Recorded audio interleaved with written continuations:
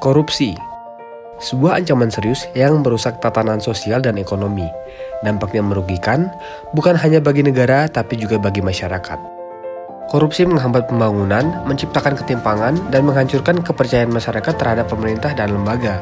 Selain itu, korupsi seringkali mengakibatkan kerugian bagi perusahaan, mulai dari kerugian finansial, hilangnya kepercayaan dari mitra bisnis, hingga hilangnya peluang bisnis dan investasi. Namun, korupsi bukanlah masalah tanpa solusi. Sistem Manajemen Anti Penyuapan atau SMAP dapat mencegah, mengurangi, serta mendeteksi resiko korupsi.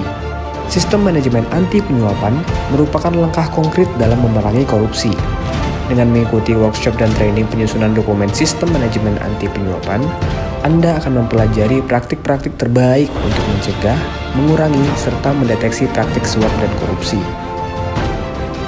Yuk ikuti workshop dan training penyusunan dokumen Sistem Manajemen Anti Penyuapan sekarang bersama DPD Perkindo Jawa Barat. Bersama kita lawan korupsi.